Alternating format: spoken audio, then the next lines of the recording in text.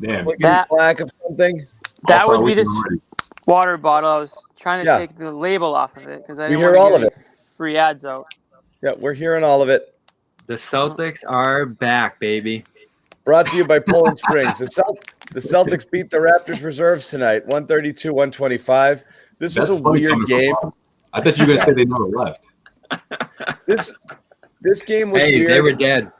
We were talking about it from Brad Stevens' outfit down to the closing lineup. This is just a weird game, man. You got Teague, so weird. Chris Boucher at 30 points, and then Grant. What a weird game this was.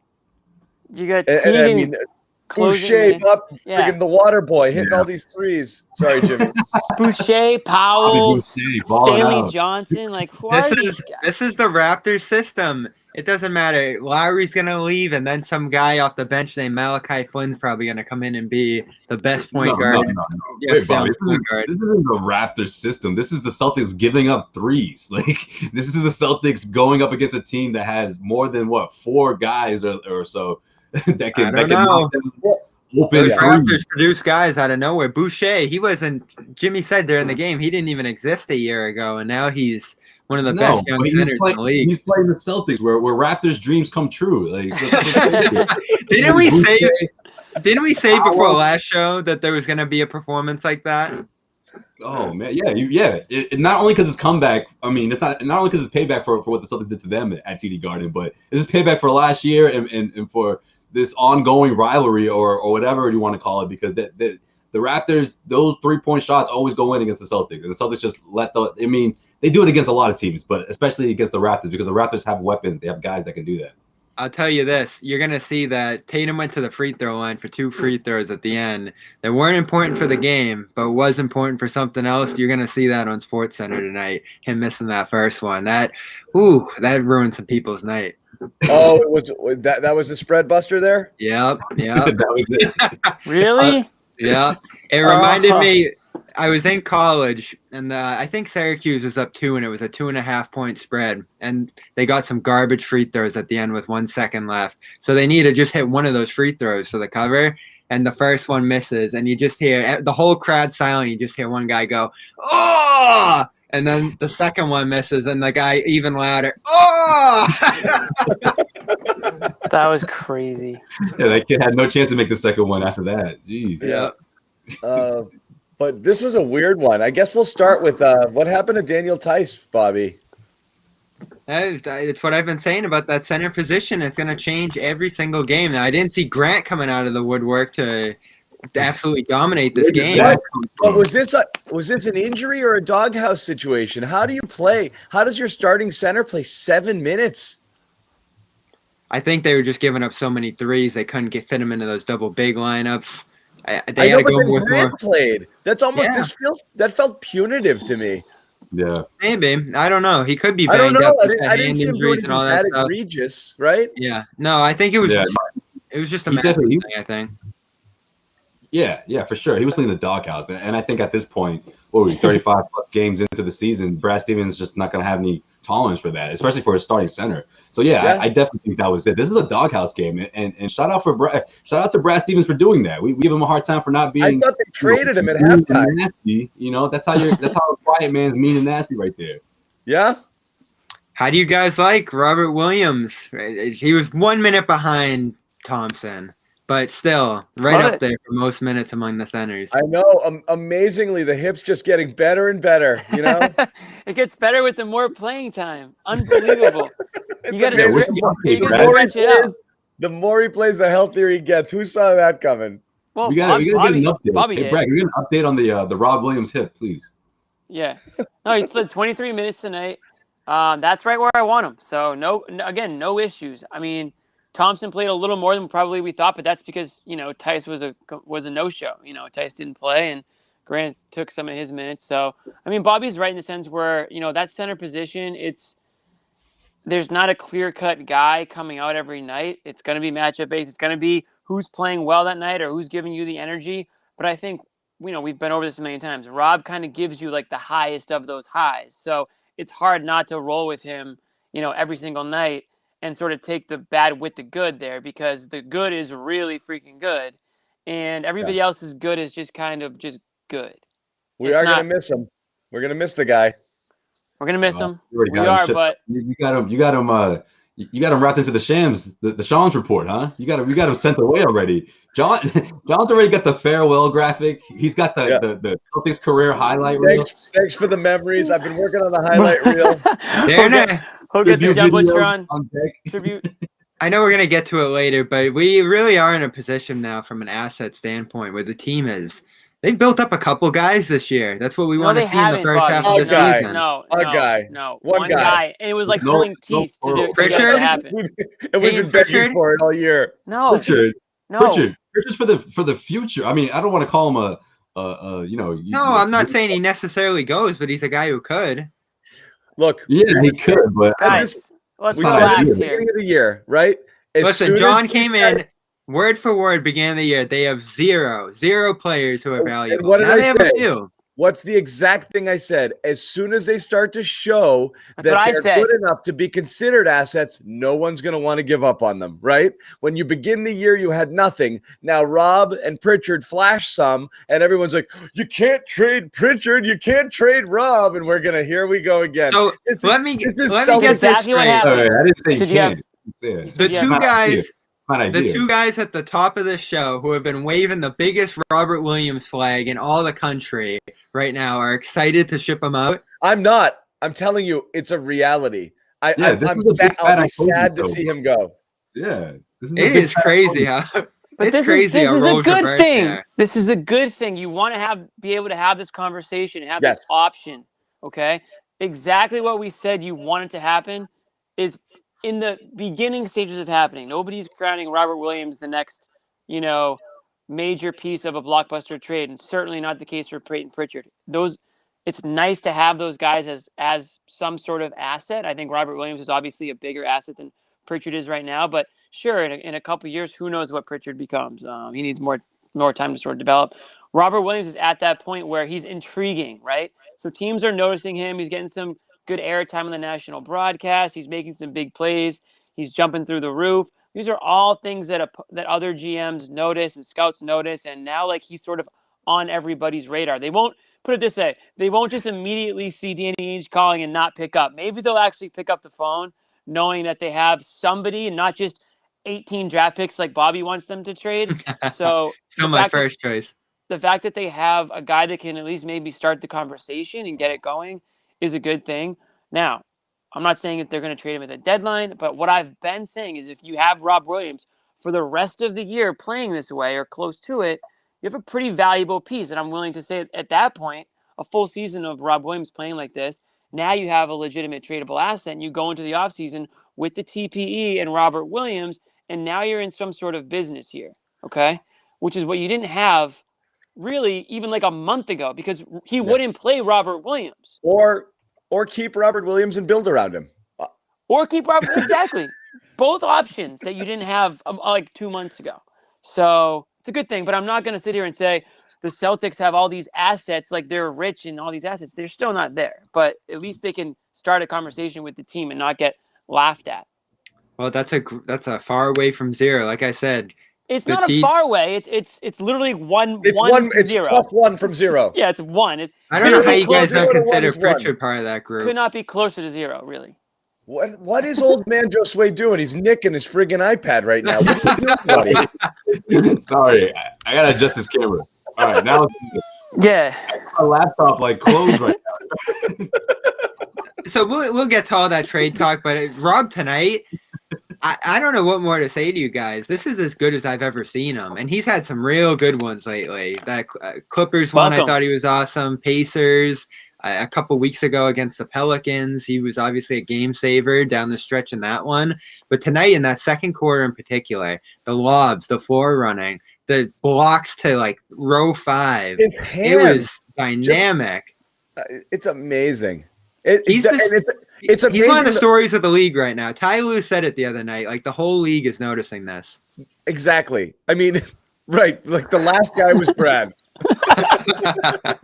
I honestly believe this is, we keep it going back in circles. I honestly believe there's probably 25, 26, 27 coaches that would be like, oh my God, I'm so happy I've got this guy, and we'd be playing him 30 minutes a game. It's only here that we keep having this conversation about, like, should he play more than 19 minutes? I don't know. That seems risky, you know, like, I really think like the rest of the league's looking at the Celtics like, what's wrong with these freaking guys? You know, like you see, they said it on the broadcast a ton. Bobby, you always talk about like, we're not paying attention to some of the stuff he does poorly, like on defense, late to rotate or some switches or, you know, the closeouts or whatever. But again, they were saying on the broadcast, I don't think we're giving enough credit to what he does to an opposing defense. I mean, how many times did they collapse every time he ran towards the They were so panicked and worried of Rob dunking on their heads all game that the defense just kept collapsing every time he went towards the basket, leaving shooters open and people everywhere. And look at how much it helped Tatum. Everything. Tatum, Pritchard hugely helped those guys get shots and have space. Unbelievable. Like all game long, that was just such a constant threat that Toronto was concerned with. You see a lot of teams really sweating it. You're game planning for Robert Williams when he's out there. Yeah, it's pretty funny when you look at it that way, because they had to take Aaron Baines out immediately. Like, there's no way. How bad does he look?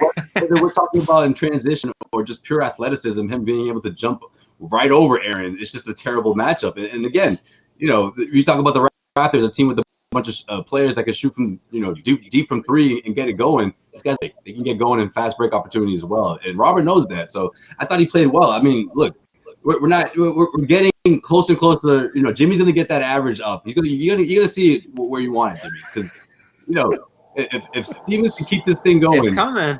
I mean, be patient. He's gonna clock in 20 or at least really close to 20 minutes a night. So It is interesting now because this is where you're stuck, right? And again, we'll get into the trade. We'll get into the trade stuff eventually. I don't want to leap into it now because we'll spend the rest of the night on it. And Bobby and I had a little show earlier, and I know some of you guys were on there. But we're going to circle back to that for sure. But this becomes a legit dilemma because there's one of two things. Rob is going to always be a tantalizing talent and will probably be at this.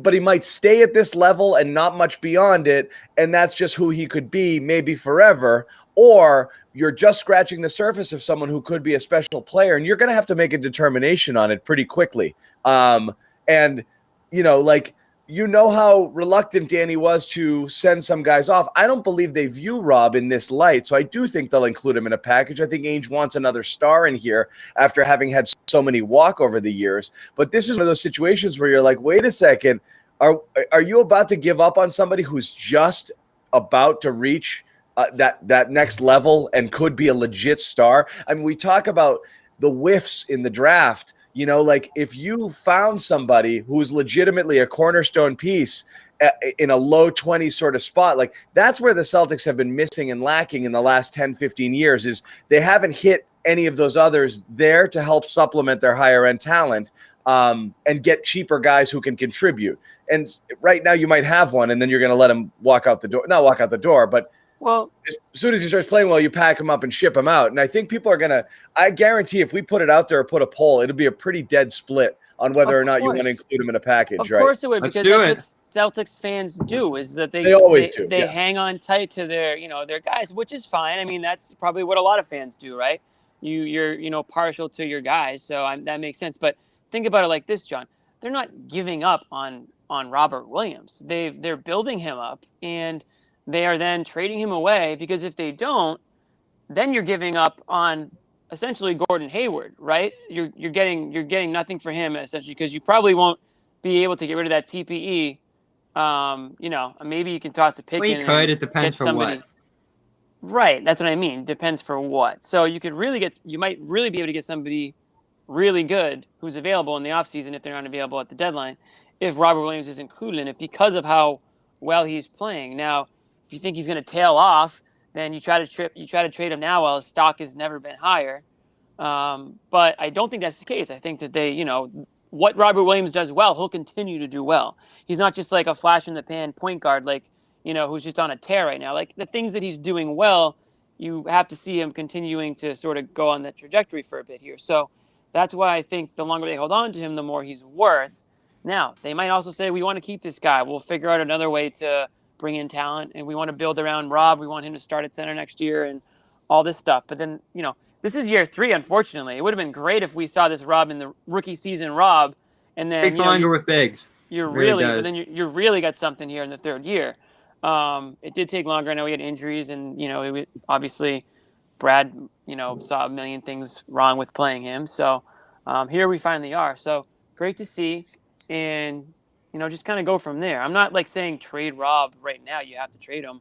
I'm just saying essentially that the fact that you have him available and he's growing in value can only mean good things going forward in terms of if they want to think about that. So I'll say this. I don't think there's a question about whether he's going to improve or continue to grow off this. I think that's evident. He's going to get better and better with positioning and all these different minor things that need to be cleaned up on his end. If those are worked on, he's going to be a dynamic force in this league because we see what he brings to the table already. It's exactly what you want from a center in today's game, particularly with the personnel that the Celtics have around him. You like to see more refined offensive game. Like I said, he doesn't really have any moves down low, even for a baby hook or something like that. Yeah. Or just, he doesn't have any of that stuff yet. We make fun of Thompson, but Thompson at least he's got that little thing where he'll use his body a little bit and get off a little hook. You'd like to see Rob develop. Even we're not talking Kevin McHale stuff, but at least be able to catch and either square or go or do something. And I actually like his stroke from 10, 12 feet there. He's just not – he doesn't – He might be able to hit threes one day. I was joking about that a little bit earlier. When he catches, his first instinct is to give it away. I don't think – I think if he was a little bit more aggressive within 12 – in that 12, 14 feet range, I think he could knock those down. He just hasn't yet. Yeah.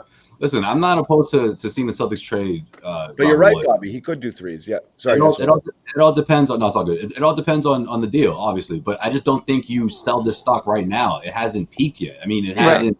You have to. Again, we talked about this the last couple of episodes. I mean, regardless of how you feel about the Celtics' chances of going to the NBA Finals, but one deep playoff run is enough exposure to put this guy on a platform for everyone to see. I mean, they're already seeing it right now. I mean, look at the way they were talking about him on national media. Last game with the Clippers in town. I mean, I think all of that is relevant, and guys, or I should say national media is keeping a close eye on the Celtics because they're a 500 team, or at least they were, and they're trying to climb out of that, possibility of falling back into that hole. So, yeah, I think the national media is certainly watching the Celtics, and Robert Williams has a lot to do with that. But here's the thing. We keep talking about, and we're going to talk about later, but deadline deals and this and that, the other thing. You need to trade somebody to get somebody. You can't just think that you're going to get away with trading picks. So what's it going to be? Unless you trade 5 or 6. Which never happens, and we're not going to get into that right now. You're the only one using that little disclaimer. No. We're not going to get into that right now because we'll just go off the rails. We'll get there. We'll get there. Go ahead, Jimmy. I apologize. No, not you. It's not you. Josue apologizes for Bobby. It's Jimmy. Somebody else. That's the thing. Is I can't wait for Shams. They need Celtics to get better. Are trading 5 picks for so and so. They need to get better immediately. At the deadline, they have a good enough team where they can compete and blah blah blah. It's fine. Then you have to get rid of somebody on this team that's contributing because if you're the Magic, you're looking at the Celtics roster saying, okay, what you want Vucevic? What can you give us? And you're going to say no to every single guy that they ask for and say, we'll give you Semi and Teague and you can have Neesmith. It's not how it works. Yeah, it's really hard because there are ideal ways you want to line up the roster around a guy like Vucevic, and I think Rob would be so crucial to that. I don't love the idea of Vucevic, Thompson, Tice, that whole logjam still being there. I would dream of Rob and Vucevic alone, but you're right. You do have to give something up to entice them, and right now, Rob is what everybody's going to be asking for. So you'll be hard-pressed. I'm not giving him up for Barnes. I'm not giving him up for some of these lesser guys that we've talked about. When it comes to Vucevic, though, it feels like that might just be the deal breaker because Orlando, they don't necessarily have to deal him, but Robert would be a guy who gets that moving a little bit. The key that we have to think about is health. If they can get off health concerns that they have internally right now and sell high on that, that's almost a no-brainer.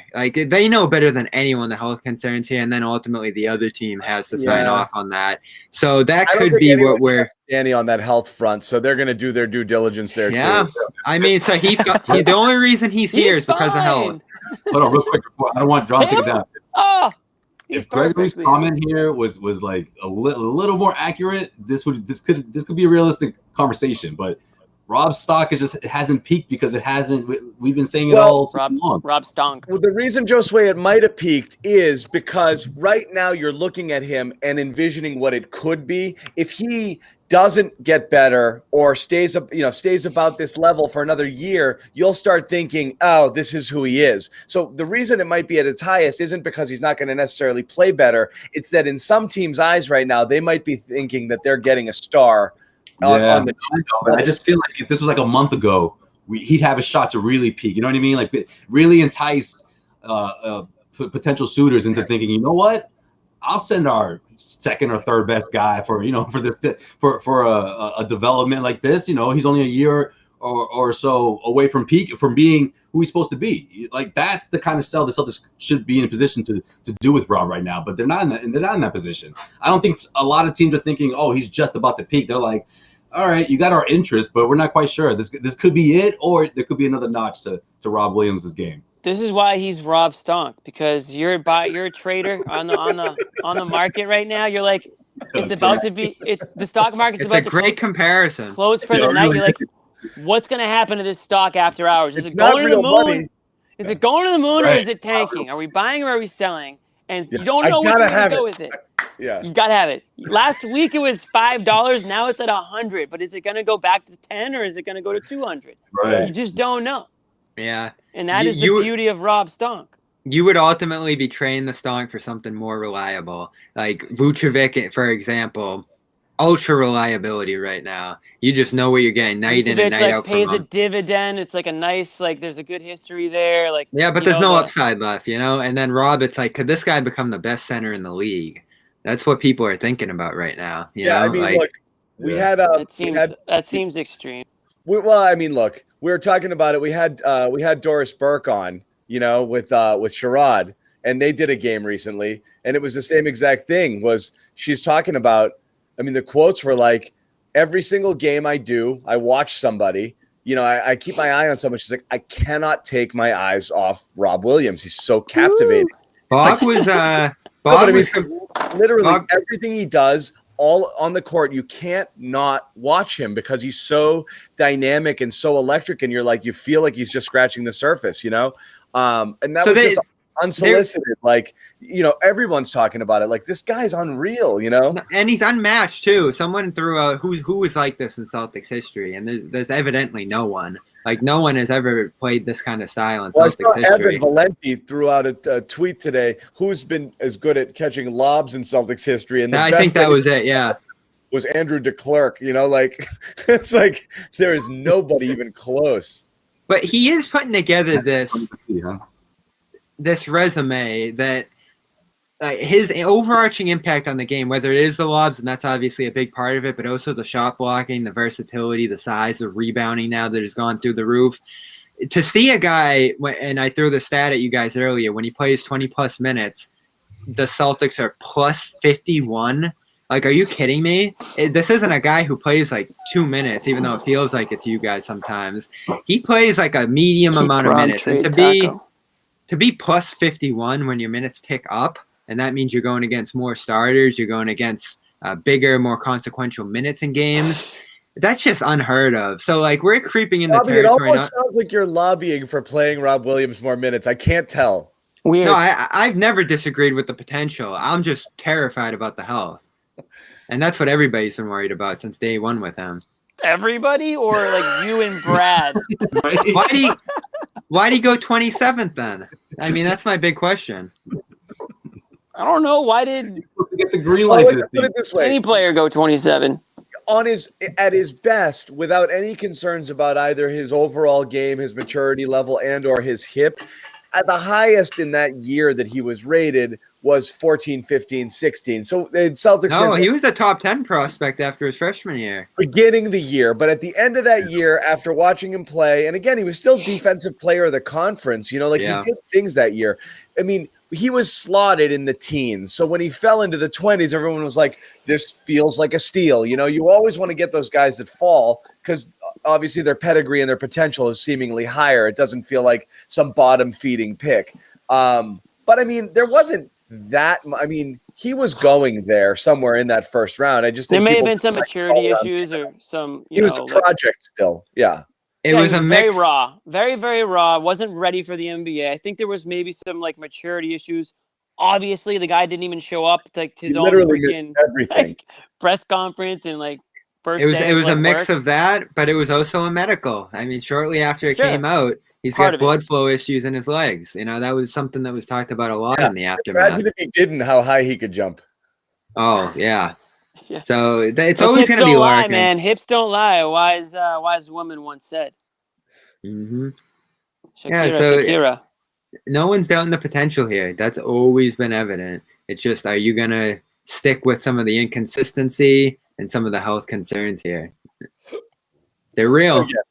They're real. Maybe if we stop talking about them, they'll go away, Bobby. We're trying to get some asset return here. Yeah. So Robert, and again, we'll circle back to the trades. Just quick once through on this game. Just strange game for a million reasons. Freaking Grant and Teague. What are we doing? Like, they were phenomenal. Mm-hmm. You can't even criticize it. Teague was playing crunch time minutes, and he looked fine. He looked good. Closing lineup. All three of you guys yelled at the TV when he let go of that floater. Like, yeah, is that a pass? I did not see it going in. He had to. I put my crooked Larry Bird finger in the air. Like, that's good. Okay. Yeah, the Teague shooting shirt on. There's a Teague banner. Yeah, of course, there's a Teague. There's a Grant banner. Whatever you want, Bobby. Let's say this. We're not close, but 3 more weeks of this, we could talk Teague apology cam. There's a little more work to be done, but we could get there. I'll recycle my video from the beginning, from like game 1, where I was like, this is exactly who we thought Teague was. This is exactly what we thought the Celtics were getting when they signed him. But it's true though, like towards, what me and I think John have always said is like, Teague shouldn't be the reason you win or lose a game. He should just be a guy who comes in and sort of holds it down, steady veteran, doesn't really blow it open or blow it closed. Like, he just kind of does his thing. So the more Teague, this was a great game, but I don't think anyone's expecting Teague to put up, statistics like this night in, night out. It's great that he did, but that offsets a bad game. And he has had a few really bad games. He had a stretch where he couldn't even dribble it. So a bad month and a half. But he said it though. He had confidence. He had confidence issues. I think he was questioning who he's got to be. At the end of the day, Teague's got a Teague, right? Like, he's one type of player. He's gone Teague. Yeah. He's got a Teague. He's got to be. He's got to be a guy who's aggressive offensively. That's who he is. He's a scorer. That's what's in his DNA. You can't be a different type of player and be effective. Like, that's what he's got to do. So said that about Kemba too. He's been more assertive, and Kemba's got to do it too. It's like we keep wishing Kemba would be a different style of person to fit within the team, but fucking Josue can't have one clean game. Put him in the penalty box. Hey, that's what you know what? That's what we'll talk about this after. We're gonna put a 2-minute like penalty banner up. When you get booted off, back on with you get some sort of penalty, like instead of apology cam, it's like bad Wi-Fi cam or something stupid. Yeah, we need a bad Wi-Fi. Or Brockton cam, Brockton Wi-Fi cam. I was really into it, man. I was like, what are you talking about, Jimmy? You talking about something the Celtics need to do? Or? All right. No, man, we were talking about where the hell you went. Keep going. Just keep it moving. Pretend it's not the Garden Rats. It's the Wi-Fi.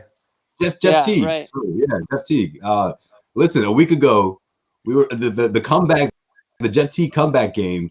Raskins and, of course, Jeff Teague, they made a lot of good points. I mean, 9 months without playing basketball, ramping himself back up. He's over 30 years old. I mean, listen, maybe it was just the sluggish start, Maybe this isn't the norm, but maybe for every dud, you'll get a couple of good performances sandwiched in between, right? For every 5-7 point outing, you'll get a 16-point performance after that. Maybe. I do want to. I'm not going to be able to pull the clip, but those comments the other day from him were interesting. That you said, Josue, the layoff he blamed it on, but then he also had this burst of confidence. I think he called himself one of the fastest guys in the league, and said he still like feels as good as if he's in his prime. And I'm just like, wow, those are pretty big. He's one of the fastest guys in the league. Yeah. So he comes out there, and one of the last few games, I think this one and the Wizards one for some stretches of that game in particular, he did have the burst to get by guys. On that last play, the floater of this one, he was able to get a little bit of space on his man and get that floater off. And it was like, wow, this is shades of old Teague. And I've never been the biggest Teague fan, but he could score in his prime. He was a double-figure scorer routinely. And that on this team, there's a place for that on a team that's starving for offense. And you don't love the way it comes. This guy's in love with the isolation as much as anyone else in the league. And the way he set up that last shot in particular, it was like 9 seconds of the shot clock of him just pounding into the ground. But they don't have much else of a choice right now. And if he can carve this out for a few more weeks to come, there's minutes for that. Certainly over Nesmith. And that's what's funny. I wow, said Teague, you had to go there. Teague took over for Nesmith. I mean, those are you're right. Unprovoked shot. No, but it's true. Look at who didn't play. No, it's true. He got a shot. Yeah. The win streaks coincided with. He didn't get a shot. Removing Teague from the removing Nesmith from the rotation, playing Teague more, playing Rob more. Those are the that second unit looks so good again. Those are the three things that have happened in the win streak. Yeah, but it cracks me up because Nesmith technically got a shot. Technically, what do you put together? Like, I don't know, 18 points or so in like 2 or 3 games, and then that was his shot. That's it. 2 games where he had a couple points, but one of them was all garbage. He sucked. He got his shot, but he never took. A shot. You gotta shoot your shot, man. Shoot your shot, guys. Tough when you're not a dribbler. He just got his feet into the pool. He didn't even get to swim yet. It is tough when you're not a dribbler, Bobby. In this offense, it's all ISO. And he's nervous. He's really nervous to put the ball on the ground. You could see every time he catches it, he wants to get rid of it right away. And if he dribbles, he's looking around to see if anybody's close to him. He's really not a confident ball handler. See, Josue, that's a perfect analogy, Josue. Josue's in the little end, going feet first, touching his toes in. You got to be diving off the diving board head first in the NBA if you want to make a splash. You can't be just touching your little toes in the kiddie pool. So I put the Rob poll out there. Would you trade Rob, or is Rob tradable? 56% no, 43% yes through 76. That's scientific. It's done. It's settled. Celtics Nation has spoken. We won't talk about it anymore. Somebody go get Danny. Get Danny on the horn. What did Danny vote for? Not going anywhere. Don't do it. It's like 17 votes. 17 votes. It's settled. Yeah. Or as Hans will say here, or you drown in the deep end, Jimmy. I think that's. If you're gonna drown, you're gonna drown. It doesn't matter what end you're in. Just get it over with. It's really embarrassing to drown in the shallow end, though. You know what, though? You'll be surprised. You toss a little kid in the pool, it's just instincts take over and they start swimming. Don't try that at home. Yeah. Don't toss your kids in the pool, but I'm pretty sure that's true. Yeah. Make sure somebody's in there just in case. That is not a saying. No. No. It's a saying. Look it up. I'm going to give watch him swim. Yeah. Another post-game presser from Teague tonight. Look at that. This is unreal turnaround. A couple podium games in 1 week. Looks like he's a lock in this rotation again. Who saw that coming? Who saw Teague doing a I'm not going to lie. Even Jimmy or I, who were Teague fans before, he cracked me. Thinking, okay, fine, he sucks. Big deal. So that's the 5th worst thing about this team. Yeah. Right. Yeah, it was. I didn't care then because again, we wanted what we wanted. We got the Nesmith minutes, and he didn't make the most of them. I mean, there's no other way to put it. And Teague is making the most of this second opportunity here. And again, we talk about Brad's like tough, tough task in trying to figure out who's playing in many ways. And I know, we've criticized Brad and I think it's fair and people kill him, but I think a lot of it, and Bobby, you say this all the time, he's still figuring out who to play. So when one night we see this guy and another night we see this, I think it's almost like open audition in a lot of cases. And he gave Nesmith a flat out open audition for minutes and he forced the issue. And that's exactly what we wanted to see. And he didn't make the most of it. And now he's giving Teague an opportunity and Teague's making the most of it. So as you said, shoot your shot. Like there's only so many minutes to go around. And as you get Smart back, and as we said, even with Romeo in the mix and this team starts to get healthy, and if you make a trade, like those minutes are gone. This was your shot to kind of, show that you deserve more time. And certainly Neesmith didn't do it. Right now, Teague is. I put up Grant's graphic there for a minute. Now you got Grant friggin' lobbying for, the last couple times he's played in spells, he's been effective. And we've pumped the brakes completely too. I'll say one last thing about Teague is that I think him like watching Neesmith just do absolutely nothing on the court and be like, I really lost my role for this guy. Like, hell no, like I'm not going out this way. Like, so at the very least, we can give Neesmith a little bit of credit for kind of kicking Teague in the ass. Maybe Teague was like, hell no, I'm not going down like this. Like, I'm not going to watch this guy just stand in the corner and lose my job to that. And then when he came back, to that. He's like, I was like, all right, I'm just going to play my game. And that was it. Now he's playing his game. I told you guys a month ago when Teague was like the butt of every joke, I was like, Brad Stevens never gives up on guys. I said, I guarantee you, Teague will be back and he will be contributing to this team in some way, shape, or form at some point. It's not. I love that. Yeah. I love how you can never. It's going to happen. I've always loved that about Brad, how you can never count on guys getting lost in the shuffle here. Like Grant, as much as anyone from this one, I'm like, wow, I did not see this coming again this year. And they set him up for great success in this one. And John, you asked all year, what's he good at? And he just keeps nailing those threes. He's shown to become a pretty high-level, small sample shooter. He gets a couple of chances a game. He gets those stationary looks that Neesmith and others haven't hammered down too much. Even Ojeley on his worst nights, isn't great in those spots. But Grant it's routine. He's just nailing them at this point. Ever since that 0-25 stretch, he's like, 44, 45% from three. Strange game. I mean, and again, Semi 8 minutes. Just weird. Like Tice 7 minutes, Semi 8 minutes. You have 4 guys on the bench coming in and playing 20+ minutes. Every single one of them scores in double digits. In fact, they shot 77% off the bench. An amazing stat. 1, 2, 3, 4, 8 guys played double-digit minutes, and all of them scored in double digits tonight. Unreal. Yeah. Chris Boucher, 30 points. I mean, that's the typical random opponent goes off in the Celtics. Like, find me a more random dude. I know Boucher. I mean, this was the Sadiq Bey game, basically. Yeah, I mean, I know Boucher's been playing well this year, but I looked up. I remember him last year.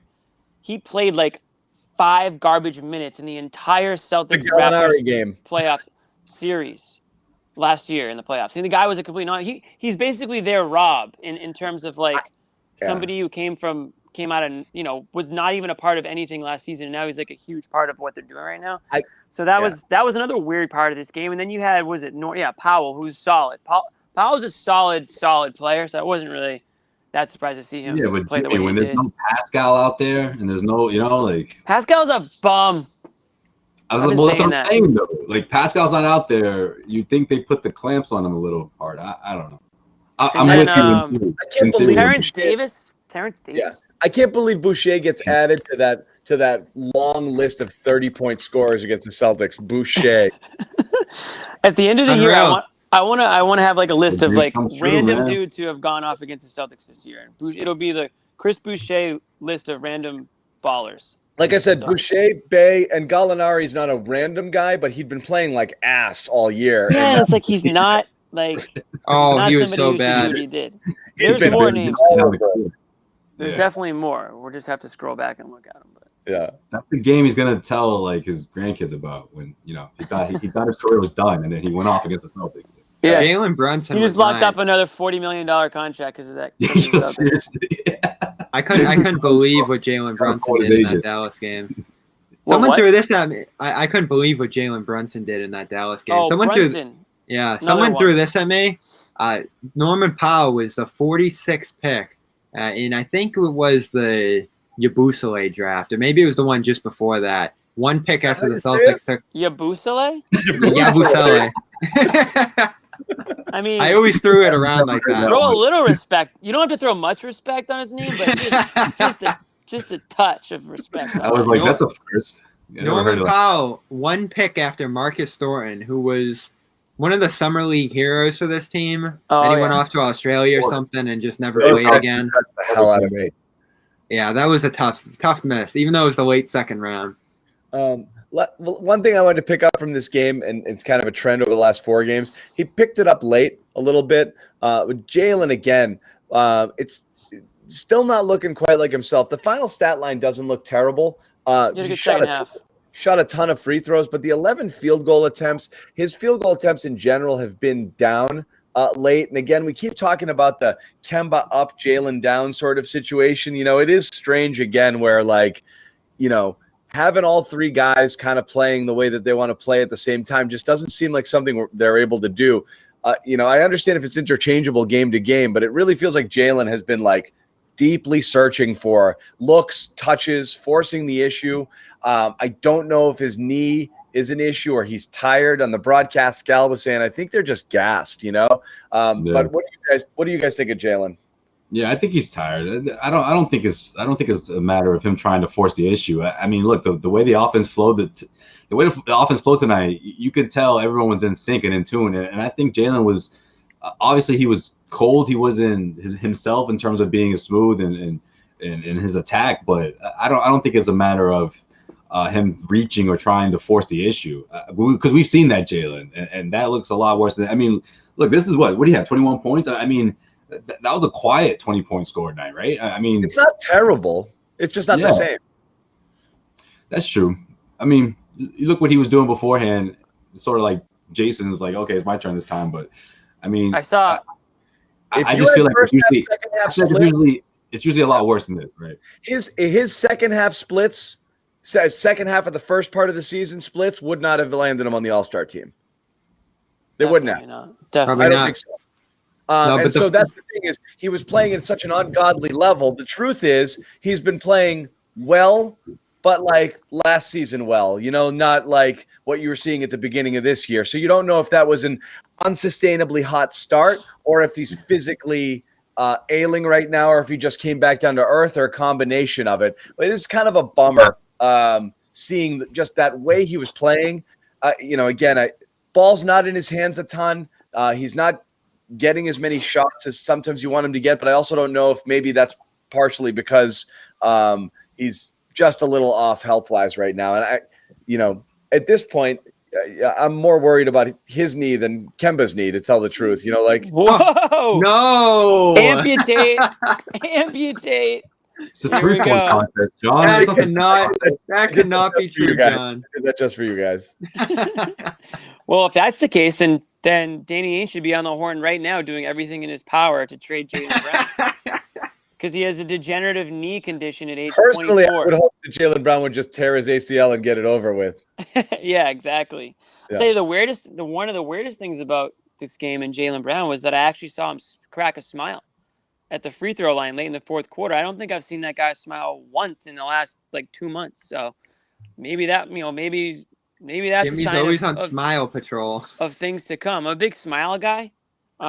People like to count charges taken or whatever. I like to count smiles on the court per 36. Everybody's gonna be ear to ear all game long. Jimmy's gonna be on top of them. Well, he's last in the league in smiles per 36. So I mean, listen, attitude goes a long way out there. Kemba Walker smiling through whatever pain he's may or may not be going through, depending on if you're on John's side of things where you think his leg is close to be falling off. He's smiling through it all and, doing everything he can to keep the team in good spirits through tough times. So there's something to be said about that.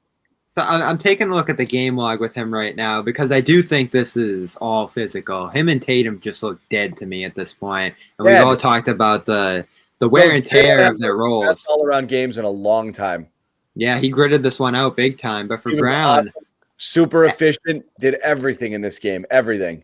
After those 2 rest days that he's had, and one was a back-to-back rest game, so he had a couple nights off.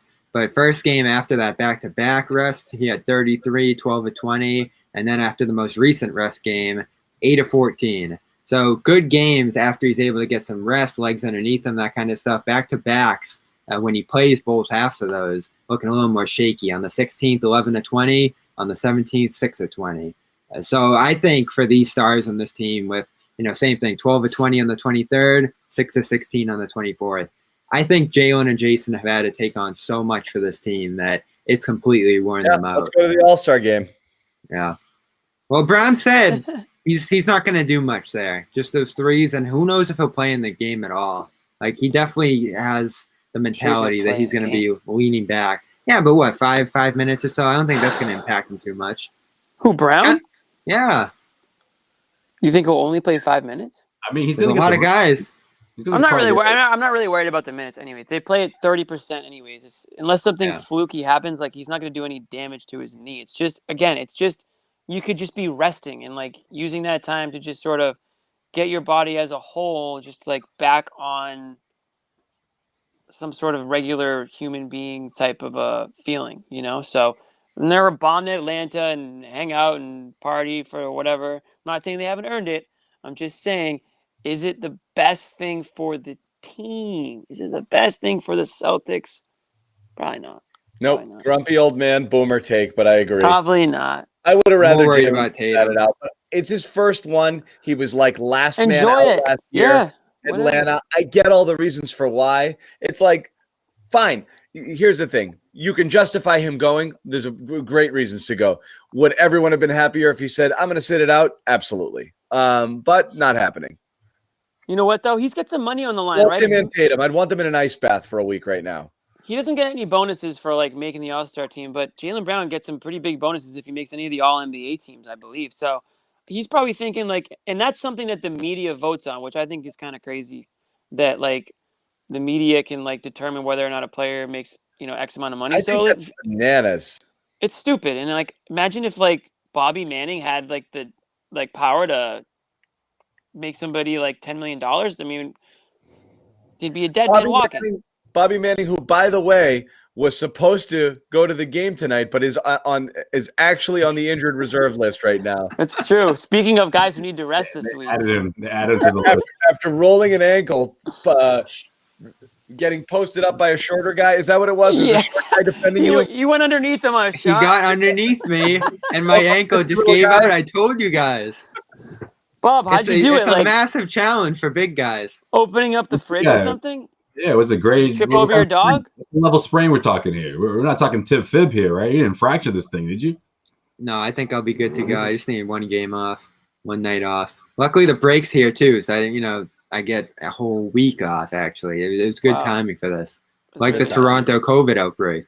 We need you for the second half. So Bobby was supposed to be there tonight. I was just gonna say, like, it's important, probably maybe for Jaylen Brown to like show out as much as he can, knowing that he's got some, he might be on the line for like that third team All NBA or something, So it makes sense that he wants to play and all that stuff.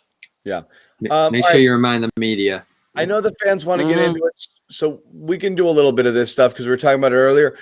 So earlier today, the trade stuff that was thrown out there, and again, Bobby and I did something on this earlier, but give you guys a bite at this apple here. The three little nuggets dropped by Shams earlier today were Celtics, one of two teams in on Vucevic, right? With Charlotte, the other one, I think. Yeah. Then it was Jerami Grant is a top target of the Celtics. That's another one. And a third little nugget was about Harrison Barnes, that unnamed GM or personnel type. The quote was, "There's no way he's still in Sacramento after the deadline." So these are three of the hottest names we hear all the time here for the Celtics. All the buzzwords. All the hot buzzy names, the ones that people like the best. There's obviously like the second, third tier guys, but top tier guys potentially coming. If you want to put them all in that tier together, I certainly think Vucevic is an all-star, and Grant is playing like one. Maybe Barnes is a tick below.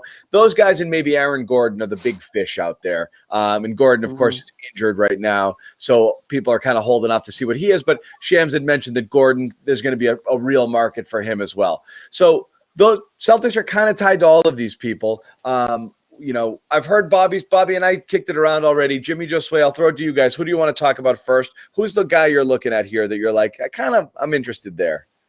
Harrison Barnes. Really? You're going Barnes first. Okay. I like Barnes for this team for a lot of reasons. I mean, the reason why I like Barnes, because I don't think he's the best player that you listed, but for what the Celtics need and for what they can put together as a package deal, I think he makes the most sense for this team. we talked about the wing position, and we're talking about both ends of the floor, right? I mean, who else can really give you that on both ends? Still on the younger side, still has a little, he's still a guy who's maybe not an all-star, but like you said, he could reach a tier below, especially on this team. And I just think he fills a void that this team desperately needs, whether we're talking about pick and roll defense, transition defense. He can run the floor for you. He got a 3-point touch, especially deep in that corner where you can really spread the floor for guys like Jason Tatum and Jaylen Brown. That second unit, he would be the muscle alongside, or at least, or maybe he starts either way. Like, look, you mix him into this. Into Brad Stevens' rotation, and that guy is good for 20+ minutes, solid production on both ends, and a player that the Celtics could have for relatively the next few years here. Call it the James Posey 2021, if you will. I think he could be that sort of player, but a little younger, a little younger and better. But you know what I mean. That kind of this guy was a championship starter. Let's not forget. Yeah. Right, but Bobby, I mean, that was a few years ago. But in that same token, of course, he has that experience as well. But I just love everything he's doing right now on the court. Just the way I landed where you did, because of the practicality of it, I actually think that he's the guy. The Celtics can make it work with the salary, and they can give up some stuff, but not gut. If Vucevic is the other part of Sham's report, Vucevic is going to cost you a lot more. Right. I think Barnes, there'll be competition, but I do believe that of the people out there, he's the one that's the most reasonably priced. And what we were saying earlier was 80% of Hayward, is roughly what I think he gives you. And I think they're missing that more than anything else they have right now. But I don't know. I'm worried about Miami getting involved on him. I hear they're involved, and I'm like, oh Lord, don't let that happen again. There's 4 of these guys. There's 3-4 guys who people that will make you vastly better. And then there's a bunch of role player guys in the buyout market, And so right now, if you're going to go in, you got to go in. And any team that wants to or has the space or thinks they can pull it off, certainly there's going to be competition. But Jimmy, your thoughts on Barnes? I like that idea too. I didn't want to copy just because that's boring, what would you give up for him, Jimmy? I think you got to give up a pick. Just say Rob. Yeah. See, Rob here. I'm holding Rob here for sure. No, I wouldn't give up Rob. I was thinking more along the lines of a Neesmith or a Romeo and a pick. But why do they want that? Well, who had the Sacramento contact? Is that you? Well, John, this is the problem. It's literally either Rob. It's literally Rob or somebody that they don't want. Then, and if you don't want to give up Rob, then you can just sort of say, take your pick of these 8 guys, and we'll give you a couple Let's picks. Pretend a first-round pick and a second-round pick, and a guy like Neesmith or Romeo. I mean, now Romeo's injured. Every pick to me is Rob and whatever number of draft picks you think it needs to get done. Exactly right. So I don't want to give Rob up for Barnes. I believe it's Rob and a first or Rob and 2 firsts. Then I'm not trading for Barnes. I'm not doing it either. This goes back to what I said.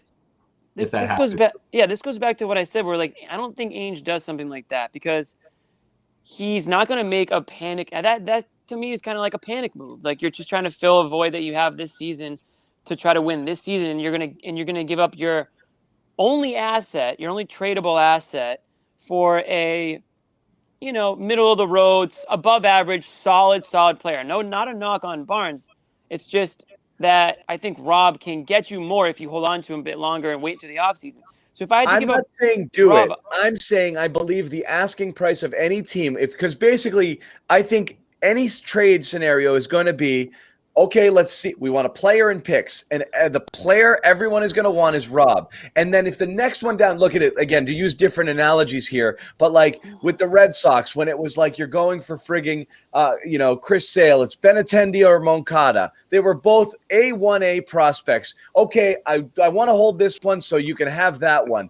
The drop off after Rob, I think, is pretty significant. So it's not like you got that next guy. If you say, I'll just give you this guy, I don't know that there is just this guy. Right, so if the team is looking for a player and picks, I don't know who the player is going to be if it's not Rob.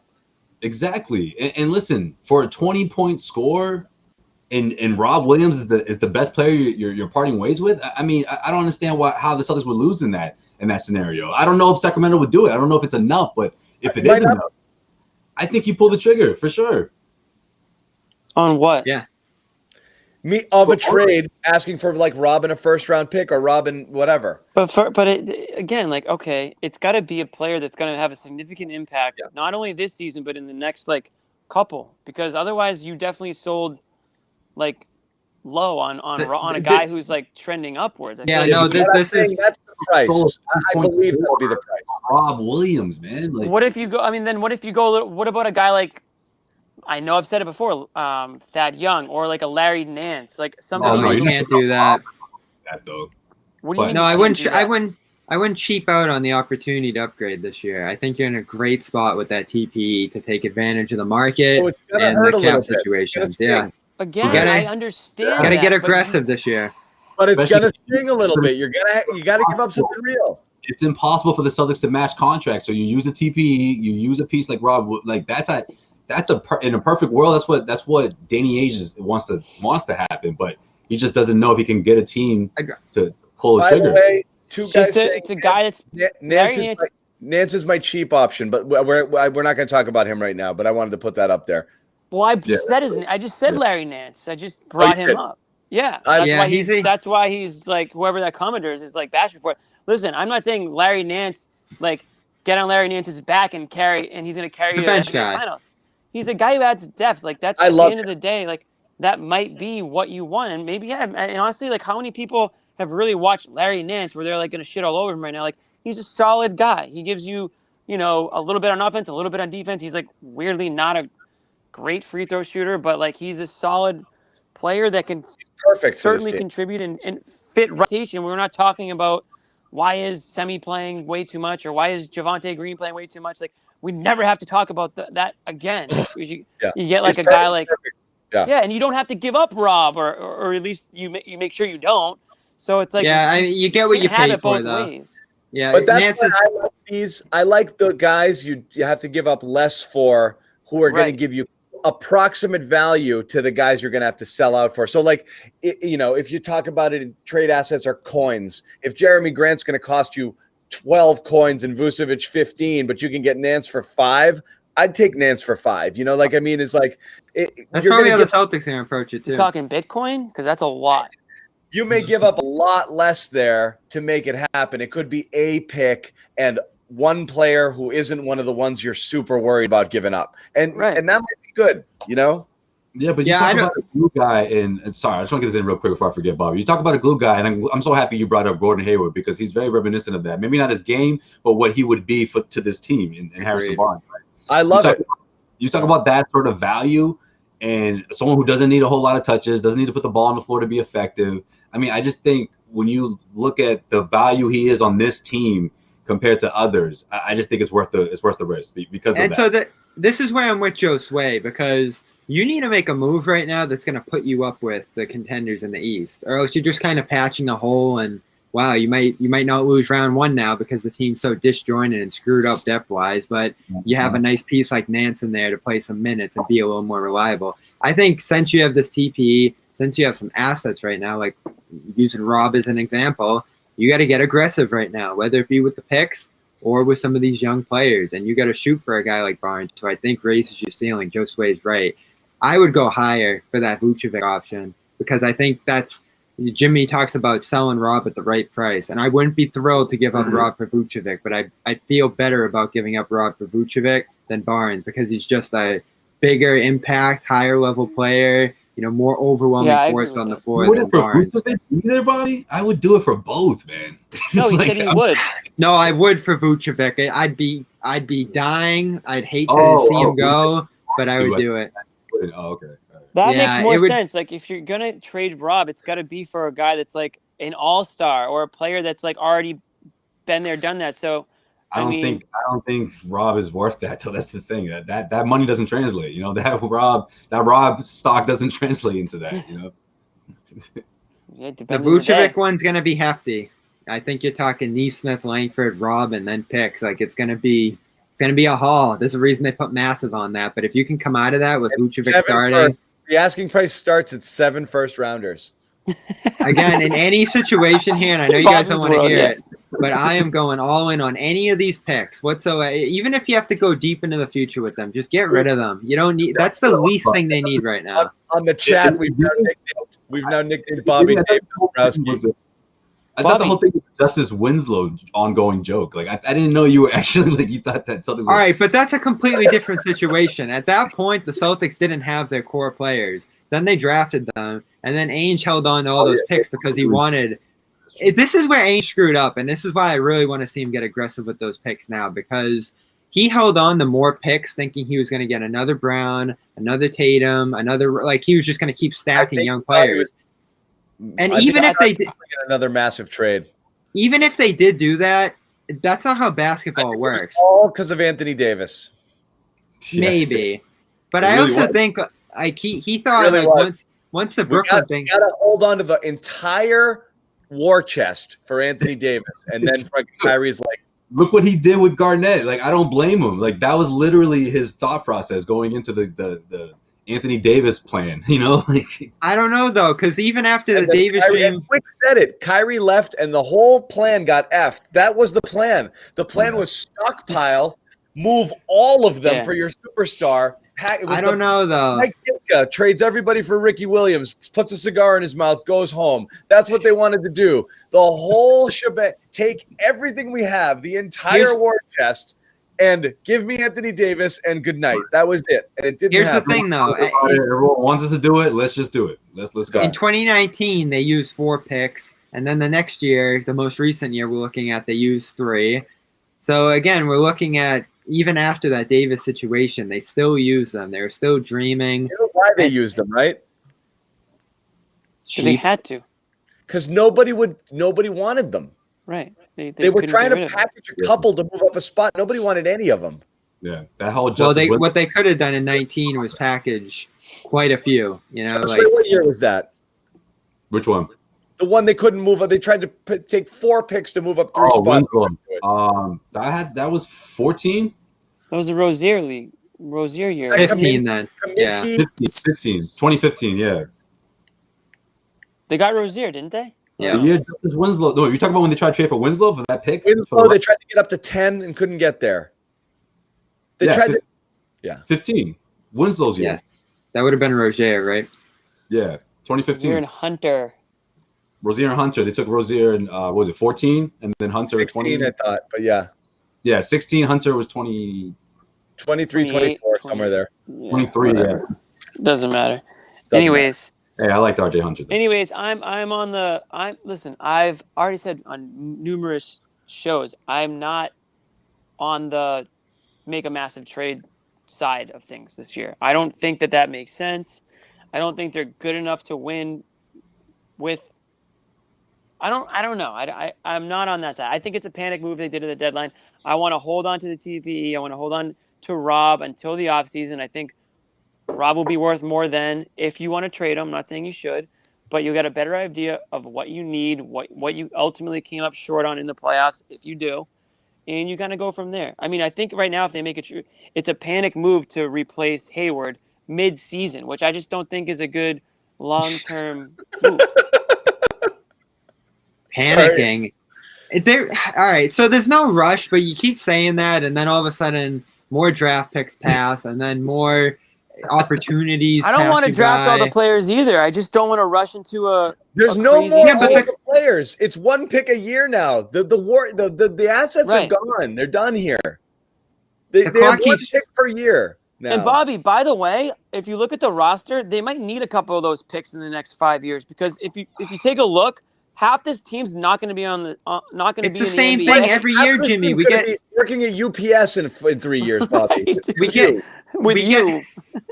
excited about those picks every year, and then we realize, oh crap, not everyone's Tatum. You know, they can't come in and impact right away, and then we freak out because they don't play a ton, because that's how it works with rookies. It's the same thing every single year. You need veterans on this team.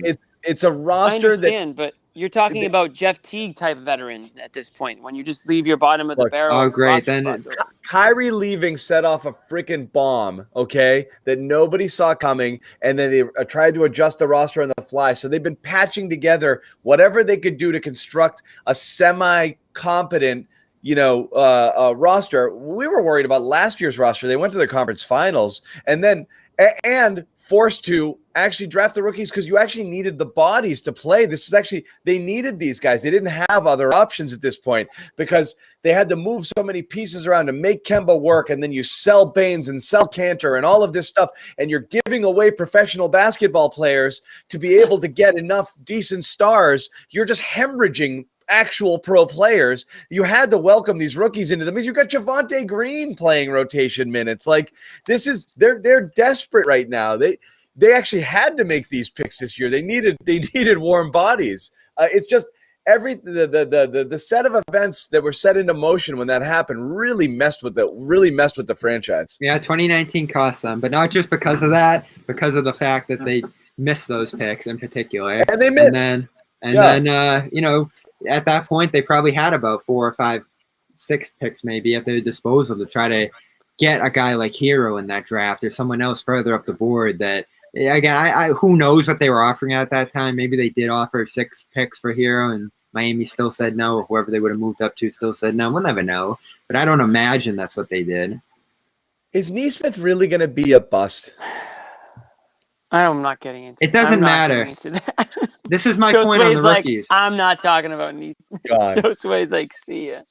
No, I'm not. Listen, I don't think Nesmith is a bust yet. I think it's a very, very difficult year for rookies. There are obviously going to be some rookies who are just naturally gifted and are ready to go. And some rookies that need that full off season, need that immersion into the organization or the playbook or whatever it is. It's tough for rookies to join a good team and fit in right away too. So I'm not going to say Nesmith's a bust. It's just not going to be a good year for him. So he's going to need to have a really, really good summer and a really, really good preseason and show that he's ready for the NBA. I just don't think he's ready. He's not. Yeah, he looks so bad. Jeff Teague, on the other hand, has been in the league for 12 years and can just sort of slide in and do his thing and be Jeff Teague. Aaron Nesmith doesn't really even know who Aaron Nesmith is yet, so it's hard for him to be like, hey, go out there and just play your game. Like, he doesn't even know what his game is. Other rookies aren't this bad. He's worse than other rookies. That's pretty evident, but that doesn't mean he's necessarily a bust in his own right. It doesn't matter. Oh, shit. John. It could take him a while, but it won't matter for this team, and they kind of needed immediate help. And that's the risk of going for immediate help in the draft. Even when you look at Pritchard, that was sort of a pick for need. And they're super fortunate it went the way it did. But if that didn't work, no one would have been surprised. It's just the nature of the beast. Don't Joe Forte him. That's not mean. Nice. That's really mean. That was Red Auerbach's last thing he did. He's not on the bench rocking throwbacks and baggy jeans. Come on. Joe Forte used to, man. It was like he wanted the attention. Like everyone's gonna see me dressed up on the bench tonight. Like, I'm not playing, but you guys know the Joe Forte Red Auerbach story, right? Yeah. It's basically the last thing he was ever allowed to do. That's the only reason they drafted him, because he was obsessed. Yes, I want this guy banging his whatever, and it was they were his like, dying okay. wish. And they're like, okay. So the last thing he said was Joe Forte. Yeah. I can hear John. I'll be right guess back. he earned it. So last one we'll talk about. We'll bring it up. And Bobby, I think I don't know which one your favorite is, Bobby, because I know you like them both. But obviously we have the Grant one. I'll go as far as to say if Grant could become a Celtic, the finals pushes back on. I mean, that's how good he would fit here. That's how great he is. I just don't believe he's available. Yeah. And that's where I land too. I can't see why Detroit would shop him. I've never heard it. While teams might aggressively pursue him, I have no idea what Detroit gains unless it's a Godfather offer. Yeah, I think people look at it the same way a lot of fans are and a lot of media people are. They're saying, oh, Detroit stinks. Why would he stay there? Why would they keep him? Just dump him. He's a little older side. But there's a plan there. They came into this year not intending to win. They're going to benefit from being as bad as they are this year. Then all of a sudden they have a young star to pair with him. I don't think there's feasibly anything the Celtics or most other teams could offer that would, get them off that. They were chastised for signing him. Like, why would you give this guy $20 million? He's a role guy, blah, blah, blah, and it's worked perfectly. So why are you going to reverse on that, not only from an agent perspective and a player perspective around the league, and dump him for whatever. It just doesn't make any sense whatsoever to me. I think he has a plan and Detroit has a plan that people are just ignoring right now. Yeah, I agree. I think it's all mostly speculative. Well, obviously, there's a report that the Suns are going to do their best to try to, put a deal together, but there's no way they could come even close to putting anything together that Detroit's going to say, all right, yeah, we're going to, give up this guy, because they're going to look for multiple pieces. And I don't think there's much of anything that the Celtics have or at least that they're willing to part with that'll get this one done. Yeah, it's too bad. Maybe in another time with a different asset base, they would have been able to get something like this done, but it's not even close right now. And I said this earlier, he would be better here than Gordon Hayward was. Like, that's how much I would love that fit. And he's continuing to rise, but it's going to be in Detroit. It's not going to be here. Who said, like, where is this coming from that Jerami, I know it came from Shams, but like, who's telling him that Jerami Grant is a top trade target for the Celtics? I think that's it. Boston wants him. Detroit doesn't want to give him up. Right. I believe that means they're interested in Grant, not that there's any actual, chance that Detroit trade. We have no idea. That's the thing. This is what sucks here. I can want anything. I want that house 3 houses down because it's much bigger than mine, but they're not selling it right now. So like, nor will they give it for what I'm willing to pay. So like, what's the point of saying like John's top house is that one? Like, it doesn't matter. Like, right? You should say if there are reports that Detroit is entertaining offers, different story. But yeah, I've never understood. I've never heard a thing about that. Well, what you do is you put a little note in the mailbox. You say, hey, love your house, willing to pay a little bit more than what it's listed at on the Redfin. Like, so yeah, what would you offer for Grant? What's his hell worth? Let me know if you're interested. Here's my number. You put it in the mailbox. All of a sudden, you might have yourself a deal. Yeah, that's a good point, Jimmy. Cut out the realtor. I think what it shows is that they're going to make a substantial offer for him. So who knows if that'll move things at all. I would give up quite a bit for him. I think that pushes you far enough in the championship direction that you would get aggressive here in multiple years, all that stuff we talk about. Picks galore. What do you want, Detroit? You get all the picks. Again, I think it's still going to fall short in the end. I would even consider giving up Smart for him. I really would, but I don't know if that matters either. Like, I just think you talk about wing shooting, defense, size, ball handling. He's everything Hayward was and more. And he's continuing to get better at this point. This is his first good year. He's been on 5 teams. Yeah, he was really good in Denver. They made the West Finals too. Pretty good. He had a good ending run with Denver and helped them make the West Finals. Oklahoma, he was pretty good. That's obviously what landed him the contract, but he'd never averaged more than 12 points a game prior to this year. So you are definitely looking at a little bit of good player, bad team scenario where he's got 23 points in Detroit, but on a real team, he's averaging 16 points a game. So that's probably closer to who he is. So we got to be careful before you say, oh, he's a top wing or blah, blah, blah. He's really a third, fourth option on a good team, and he should be treated as such when you're talking about what you're willing to give up for him. I like him, but you got to be realistic. Well, that's the other thing. He's the fourth option on the Celtics. Right. It's what would he be on the Celtics, right? Because you bring a player team. You bring a player onto the Celtics though, and automatically you're going to be behind Jason Tatum and Jaylen Brown, and probably he's Kemba so Walker. fit to play in that way. I like everything about his game, but again, you have to treat the asset for what it is, which is realistically a third or fourth component to your team. What's his contract? To a winning team, not superstar level inserted as he becomes one of your 2 best players. He's the best player in Detroit right now. He's the 4th best player on the Celtics. He's 3 years, somewhere in the 20s, low 20s. So pretty good money. I mean, considering what you were going to give Gordon Hayward. 2 years after this, I think 20 flat or right around there. Yeah, his money's not bad, and that's another reason why it makes no sense Detroit would trade him. Right for what the Celtics can offer. I'm not sure give up a haul. Like we talked about the Vucevic package. And he's in year 1. He's got 2 years left. Yeah, that's a trade that would require Rob to go. Oh yeah, and I would. Sure. I and just 7 think firsts. 7 first. Yeah. I just think flip 3 more. I just think he would really move the needle in many of the ways Joe Sway said on Barnes, I think Grant would be an even better fit in that kind of role. Tobias Harris is beasting this year because he has a coach who knows how to coach him. He is, but a pretty good comp there. He's a third or fourth type of player on a good team. And Philly looks like they can win it all. I was gonna say Tobias Harris might be the difference in them winning. I'm not saying he's bad. All I'm saying is when you're looking at a compensation package, you have to factor in that you're trading for a guy who is realistically more like this than he is. But that's what the Celtics need right now. The top of their roster set. They need an elite role guy. These big packages you're talking about with multiple first-round draft picks for star players. This is not a star player. Listen, I'm taking the whole. How much you need him? This is not a star player.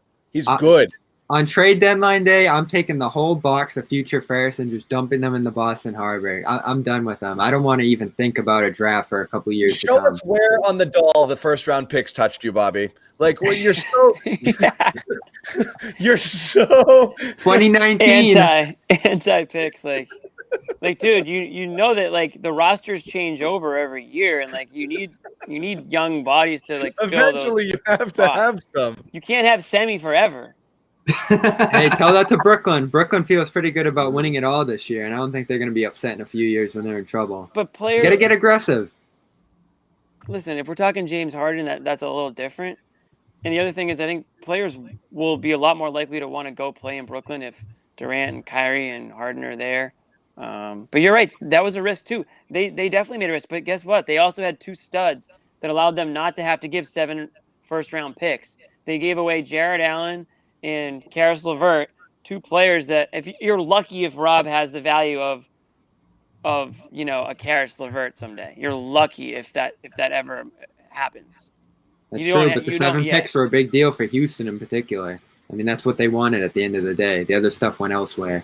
So you never know. You never know what's going to entice a team. You never know what's going to entice a player. And we didn't get to talk about All-Star tonight, but Tatum, Brown, they get to go down there, do some work on some guys, see what they can do in terms of enticing help to come to Boston. We know Brown wants some help. Yeah. They need to work on themselves. Is what they need. Yeah, they don't need to talk. I disagree with that. They need to mingle, make friends. They need to have an uncomfortable conversation because I don't think they've had it yet. That's what they need to do. Are you there, Josue? Really? Happen. I'm there. You guys don't see it? Wow. I don't see it, especially like the last few nights. He thinks it's on Brown and Tatum. I think those two need to have an uncomfortable conversation. That's what I think they need to do. That needs to happen. You think they're having a tough time jiving right now? I think they need to be crystal clear with each other. I don't know if they're having a tough time jiving, but I don't think the message is clear, or at least the way they envision things, maybe they're not completely on the same page. Like, do you guys really think that these two have had like a serious sit down? Like, honestly, like, do you get that impression? Because I don't see that this year. I don't see that. I don't see it in the body language. I don't see a whole lot of rah moments. Shit, I don't know, man. I expected not a speech, but I expected some sort of dialogue, some sort of like, hey, my boy Jaylen Brown been working his ass off for years, and my guy's on the All-Star team, damn it. Freaking, where's his flowers, You remember Jaylen's interview a year ago? Josue, you remember that interview Jaylen did about a year ago when he was talking about Tatum? He's like, yeah, when I first met him, I didn't really like him. Just kidding. Exactly. Right. And I'm like, just kidding, but not really. He's totally not like me at all. And we don't have totally different personalities. We're completely different. Yeah, what was it? Fire and Ice or whatever it was. Yeah. But it was basically like, I think he's kind of a nerd, and like he's not like me at all. And like we definitely don't spend any time together, but it's not a matter of, I don't think they don't like, it's not like they don't fuck with each other. I just think it's a matter of they don't really, you think these two hang out on the reg? Like, you think they fuck each other every day? Like, yo, I just thought of something the other day that you think they have that kind of relationship? It's not even close. They'd never be friends if they weren't thrust into a situation. They don't have that kind of relationship. Right. Exactly. I mean, dude, Jaylen Brown had went up to Bradley Beal. It's like you couldn't stop hugging him. Right, you think Jaylen wants someone else to come in and take more shots from him? Like, the guy is starved for more attention. You think he wants to go in there and lobby for a third star? He's like, no, man, just pass me the ball a little. Bro, the thing is, like, in the bubble, it was like Jaylen Brown and Donovan Mitchell were like inseparable. Like, they were in each other's videos and like joking around. Right. Those two were like friendship. Those two looked like besties. Like, you're right, and like Jaylen Brown and Jason Tatum definitely don't seem to have that relationship, and like. I'm not going to pretend to know what kind of relationship they have, but it certainly doesn't. You don't get the vibes like you just said, Josue. You don't get the vibes that they're like super like on the same like level, I guess. I did see a little more love between those two in previous points, though, particularly 2018 when they're getting all those wins. You remember that game winner by Brown in Utah when Tatum was all over him. There's been moments. 2018, bro. Man, yeah, I think way back. Yeah, go way back there. They were more close than they were closer than these guys did when they were. I think it's the situation though. This year has been insanely frustrating for both of them. So Jimmy's mad does not smiles like from end to end at TD Garden every night. I mean, they 19 and 17 like this. They've kind of stunk for most of this year. So no one's going to be happy. No one's buddying up. And this is a tough year to do that. I don't think there's a lot of team building opportunities and big meetings and stuff like that with the COVID stuff going on. So it's tough in that sense. If I'm a perennial all-star, I'm talking so much smack to these two. Like, you guys are chumps. You 500 double all-stars. Y'all ain't nothing. Like, I would say so much trash to these guys. Like, are you kidding me? So dude, they don't. Nobody talks trash in the NBA. I don't want to hear about the Celtics all-star duo want to be buddies with everybody. No, they need to freaking hang out with each other and figure out what they need help, Josue. They need help. Yeah, they need to figure out how to get that help or how to get the most out of their teammates. I don't want them outside mingling separately. No, I want them together and figuring things out. And John wants them on the couch somewhere in outskirts of Boston, feet up. He wants them to recruit.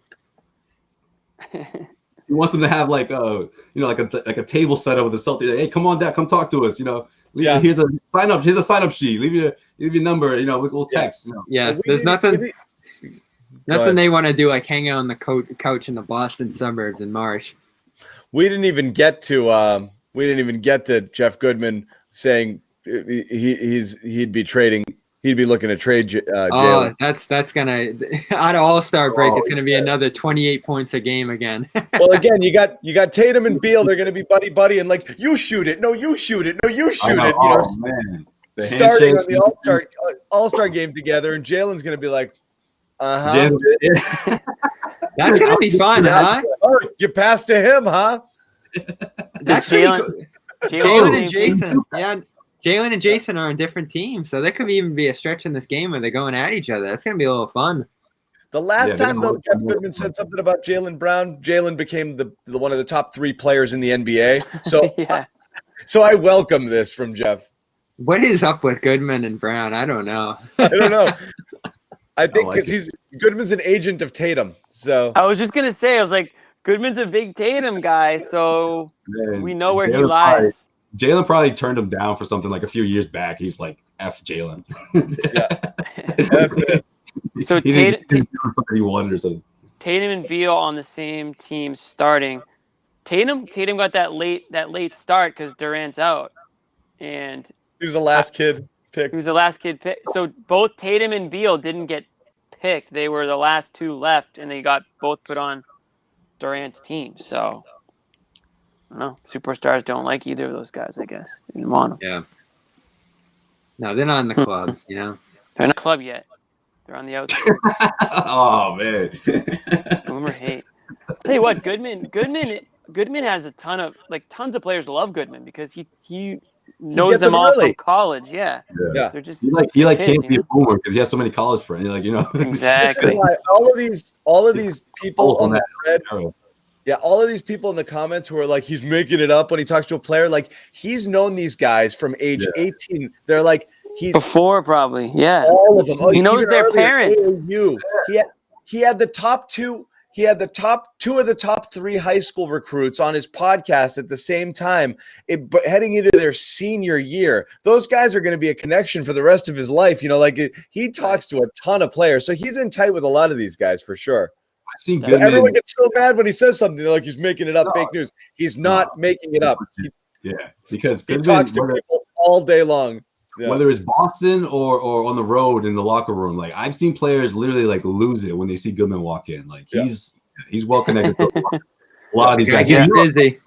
Like what I'm talking about, and then he'll have absolutely. He'll have this passionate one-on-one with players, and like the guy will be so into it, way more. He's got the facial expressions. Yeah, he knows what he's doing. Okay, keep going. Dude, it's like real. Seeing, almost seeing like an old friend or seeing somebody that reminds you of home or something, right? Like you just like kind of put your guard down for a second. And before you became big time, and it's important to have established that connection ahead of time. Before you've gone completely jaded and hate everybody who isn't on your team. But you still like the people. It's a great take, Joe Sway, because we've never really talked about it. But you're right. Like, you'd love to see.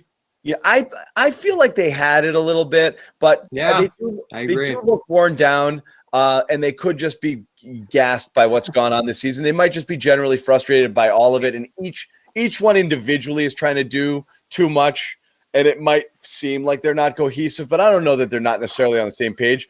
I definitely think from a basketball perspective, they respect each other's games, and I think there's plenty to share here, but they're definitely not not cut from the same cloth.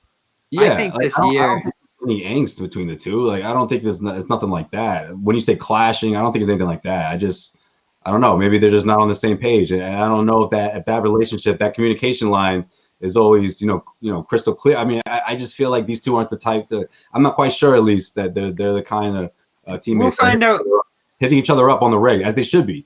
These two, they should be, though, right? Like, can we agree with that at least? Like, they should be hitting each other. Like, maybe you don't have to hang out with the guy, but they should be talking basketball all the time, every single day, on ways how to make. What are we going to do? How are we going to get better? Right. Well, they've practically been playing.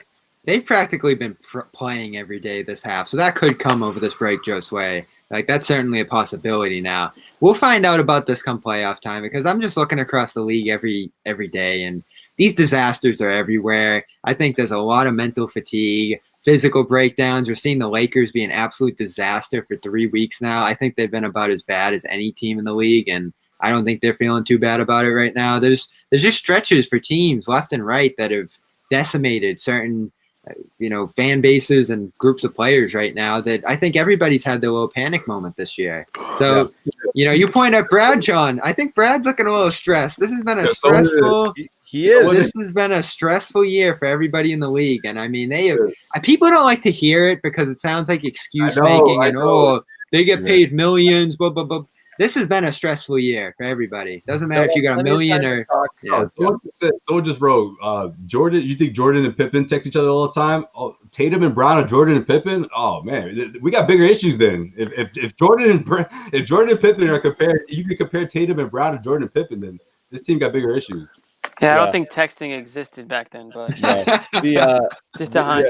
They'll have plenty of time to talk when they're the first two eliminated in the 3-point contest. Yeah, exactly. Yeah, they'll talk on the sideline. They'll just sit on the bench like, shit, we missed all of them, huh? Hey, watch out. Between those two, who do you like better for this one? Tatum. I like Brown. I like Brown because he's a quicker release. I tell you, you don't need the quick release. You'll get through him. You got time. Just take your time, hit him. Tatum is like when Paul went the first time. Like, he needs to dribble a couple of times before he takes that shot. I don't know. I'll tell you though, Curry is. I was kind of down to Curry and Mitchell. Mitchell's been shooting so ridiculous this year that I think he might be a surprise guy in that. But Curry, like, you see Curry in his practice scenarios and like pregame and all that stuff. It's like possibly bet against Curry in any sort of shooting contest. Like it's just like nothing. Like, he can just like do this shooting backwards and win. It's unreal. Tatum's gonna shoot only fallaways. That's the only reason Curry might actually lose. That's why I don't want to take him.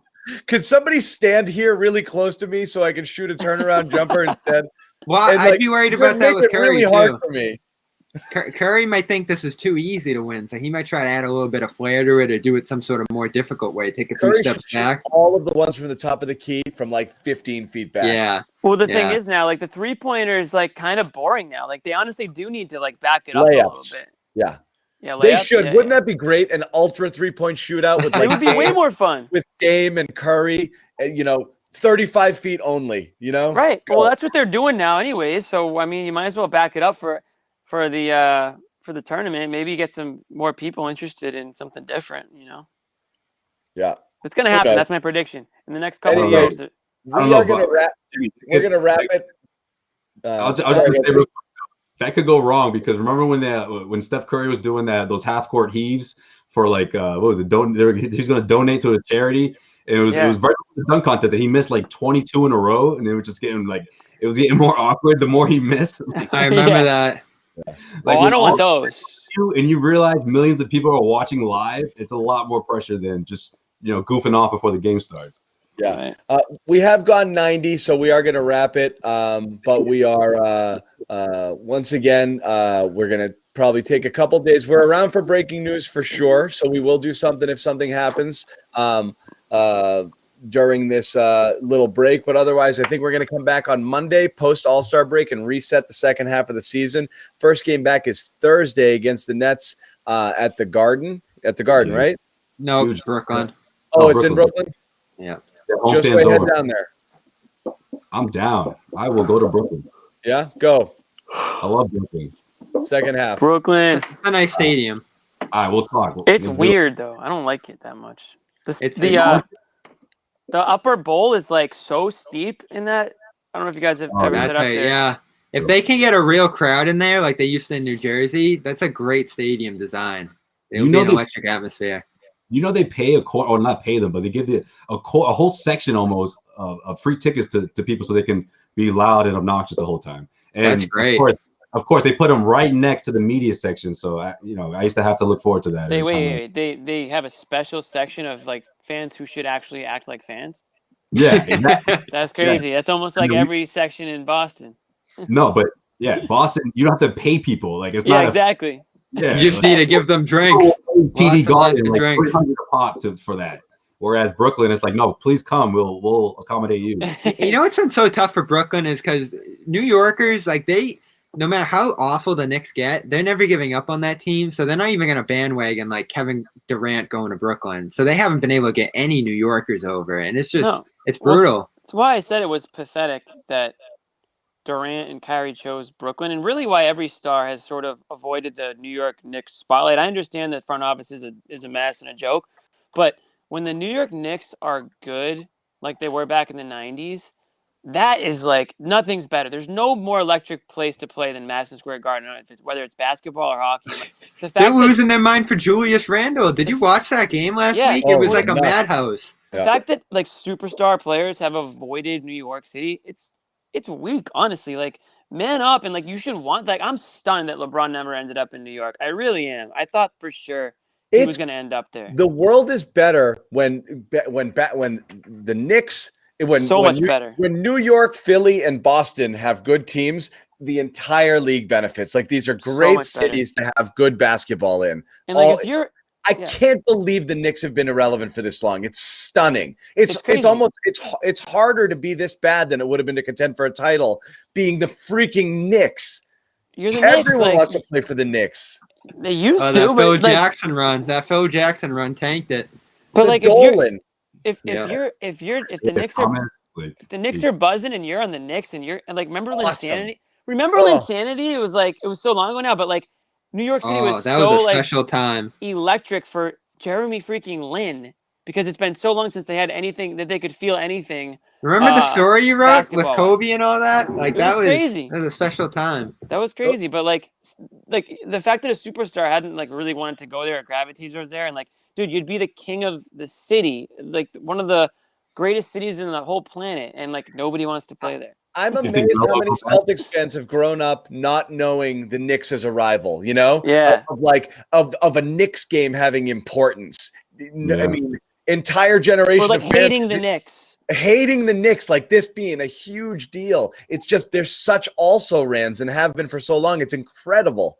There was a glimpse. That 2013 one was a glimpse. Too. We were so happy to have the Philly rivalry back when the process finally went. But it was so weird to have Philly and New York down for so many years. You know, those markets need good basketball teams. Those fan bases eat it up. And like you said, Brooklyn's just never going to be that vibe. You're not going to ever get that feeling or that vibe from the Brooklyn Nets. It was like, all right, Durant wants to just go to Brooklyn and just you could. I wonder if New Jersey's going to show out, because New Jersey did show out during those kid years, and I don't know if they're going to for Brooklyn. Yeah, never be the same. Knicks are the Knicks or the Knicks are the Knicks. There's nothing like it. Exactly. All right, guys. We do have to wrap it. So again, good night, everybody. Thank you. Jimmy Toscano, Josue Pavone, Heavy.com, CLNS Media, Bobby Manning, Celtics Blog, CLNS Media, Boston Sports Journal. What doesn't the guy do? Also, a pretty damn good basketball player when he's not not getting cut out from underneath him. Yeah, getting submarine. So Bobby's gonna rest up. He'll be as good as ever for the second half. He's gonna get some of that Kemba Walker injection, the stem cells. Maragal Medical. Yeah. Oh, that's true. And that's going to do it. Hit up Maragal Medical for your stem cell.